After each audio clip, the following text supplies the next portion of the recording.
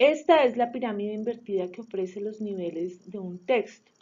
Dependiendo de la tipología textual a la que pertenezca el documento, hay una estructura que hay que seguir. En el caso particular del ensayo, esa estructura debe responder a un título que sea sugerente, que ofrezca el tema, que invite al lector a conocer mi postura. Una introducción que ofrezca el contexto, el tema y la tesis. Un desarrollo argumentativo que esté debidamente soportado y validado.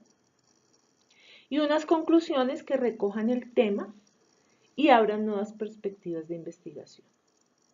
En cuanto a la revisión, la pirámide invertida resulta ser muy útil porque ofrece los niveles en un orden de importancia de mayor a menor. Entonces, cuando se ha terminado un texto, es importante revisar primero si se cumplieron los objetivos, es decir, si se cumplió con el propósito comunicativo del texto. Segundo, si el texto cuenta con la estructura que corresponde a la tipología textual de la que hace parte.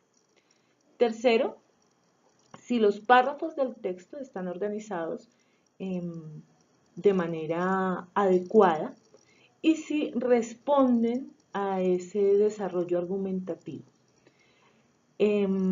Cuarto, las oraciones como mínima unidad con sentido, si están formuladas correctamente y si colaboran con la cohesión del texto. Y finalmente la puntuación y ortografía, que sin dejar de ser muy importante, a la hora de revisar un texto es lo menos relevante por cuanto si los 4 niveles anteriores no se han desarrollado correctamente, la puntuación y ortografía, corregir la puntuación y ortografía no resultaría muy útil. Ahora vamos a revisar cada uno de estos niveles en detalle. El primer nivel, que es el de los objetivos del texto, es si se cumplen los objetivos del texto.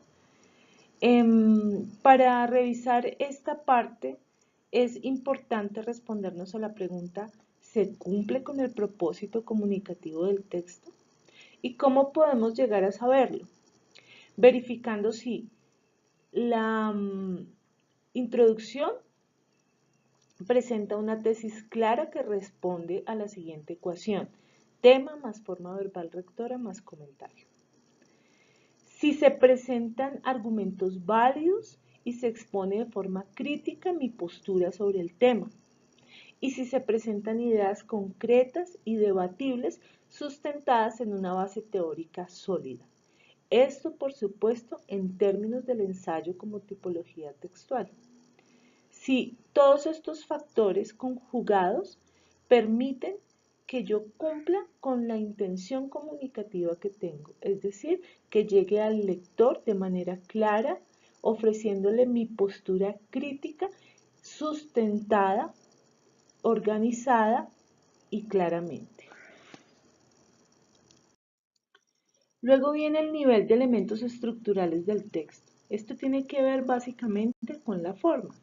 La pregunta que nos puede servir para revisar este nivel es: ¿el texto ofrece la estructura que corresponde a la tipología textual a la que pertenece, en este caso al ensayo? Y además, ¿cada parte cumple su función comunicativa específica? Recordemos entonces que la estructura del ensayo debe contener un título, una introducción, un desarrollo argumentativo y unas conclusiones. Ahora bien, mi título es sugerente y se relaciona con el tema y mi postura frente al mismo. Mi introducción contiene de manera clara el contexto, el problema y la tesis. El desarrollo argumentativo de mi texto presenta argumentos con garantías de validez soportadas en fuentes verificables. Y finalmente, mis conclusiones recogen la discusión general y plantean nuevas perspectivas de investigación. En cuanto al siguiente nivel de revisión, que es de párrafos, la pregunta que nos puede servir para desarrollarlo es: cada párrafo presenta una idea central alrededor de la cual giran otras ideas secundarias relacionadas entre sí para darle fuerza a la afirmación clave, vinculadas a través de conectores que facilitan la coherencia y dan cohesión a las oraciones que lo conforman. Es decir, esta pequeña unidad de contenido está ofreciendo una afirmación o idea central que se complementa con otras ideas que además le dan validez, y esas oraciones que están conformando ese pequeño bloque de contenido del texto son coherentes y le dan cohesión. Además de eso, en términos de estructura, el párrafo responde a la forma de afirmación más ideas secundarias más una conclusión. Y en términos del tamaño, los párrafos son proporcionales entre sí y no son ni tan largos ni tan cortos, sino que tienen en promedio 15 líneas cada uno, es decir, entre 14 y 20 líneas es lo usual, pero digamos que el promedio serían 15 líneas. En cuanto a las oraciones como mínimas unidades con sentido dentro del texto, la pregunta que nos puede permitir hacer la revisión de este nivel es: ¿son claras las oraciones, sencillas y guardan concordancia entre la acción que exponen y el agente que la ejecuta? Entonces, tengo que revisar dos factores. Uno es el uso de los verbos y el otro es la concordancia. El uso de los verbos es fundamentalmente revisar que mis oraciones tengan verbos conjugados y evitar usar el infinitivo y el gerundio. El infinitivo, es decir, los verbos terminados en ar, er, ir, o el gerundio, que son los verbos terminados en ando, endo y endo. Y el otro factor, que es el de concordancia, permite verificar que en las oraciones coincidan adecuadamente el género, es decir, la o lo, en el género masculino o femenino, el número, es decir, si es plural o singular, y la persona, quien está ejecutando la acción. Tanto entre sustantivo, artículo y adjetivo, que es la concordancia nominal, como entre verbo y sujeto, que es la concordancia verbal.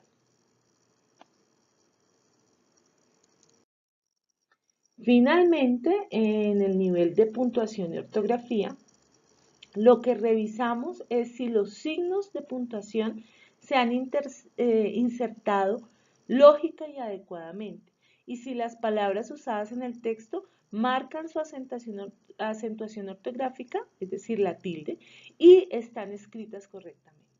Para eso revisamos tres factores puntuales. Uno, que es la puntuación. Y ahí revisamos si los signos de puntuación fueron usados estratégicamente para ayudar a darle sentido al texto. Es decir, si preferimos usar dos puntos o si preferimos usar una coma o un punto y coma, porque creemos o porque sabemos que eso va a generar un determinado ritmo o va a facilitar el sentido que queremos darle al texto. El otro factor es acentuación y ortografía, es decir, si se aplicaron las reglas ortográficas de acentuación a las palabras y las reglas ortográficas en general. Y por último, el de tipografía, que es si se revisó que no se hubieran cometido errores de digitación. Este es importante porque muchas veces las palabras van mal escritas y no es por desconocimiento, sino por error de digitación, error de tipografía.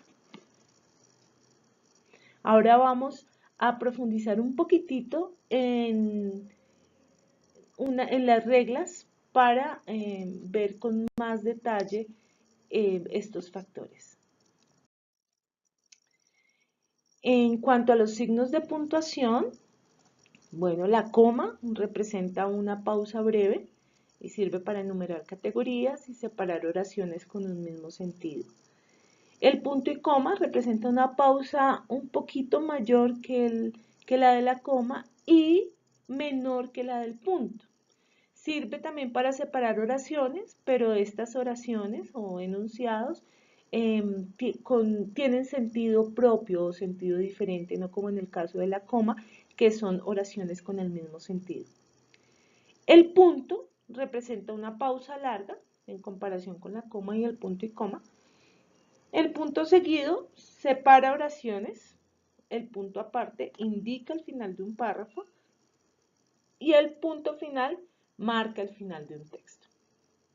Los dos puntos indican al lector que debe prestar atención especial a lo que sigue. Suelen usarse previo a una enumeración o a una cita textual que va entre comillas. Y los signos de admiración e interrogación. Los signos de interrogación se usan para formular preguntas y los signos de admiración se usan para afirmaciones imperativas, es decir, de orden. Haz esto o lleva esto, o exclamativas, es decir, de sorpresa. Y por otro lado, las reglas de acentuación que indican que las palabras agudas son las que tienen el acento en la última sílaba y llevan tilde cuando terminan en N, en S y en vocal. Las palabras graves tienen el acento en la penúltima sílaba y llevan tilde cuando no terminan en N, S o vocal. Las palabras esdrújulas que tienen el acento en la antepenúltima sílaba y llevan tilde siempre, así como las sobresdrújulas también llevan tilde siempre y tienen el acento en la trasantepenúltima sílaba. Entonces, por ejemplo, una palabra aguda que lleve tilde es ratón. ¿Por qué? Porque ratón tiene el acento en la última sílaba, no decimos ratón, sino ratón, y además termina en N. Una palabra grave que lleva tilde es árbol. Decimos árbol, es la penúltima sílaba donde va el acento, y no decimos árbol. Y árbol lleva tilde. ¿Por qué? Porque no termina ni en N, ni en S, ni en vocal. Las palabras esdrújulas siempre llevan tilde, como por ejemplo murciélago. Y asimismo las sobresdrújulas.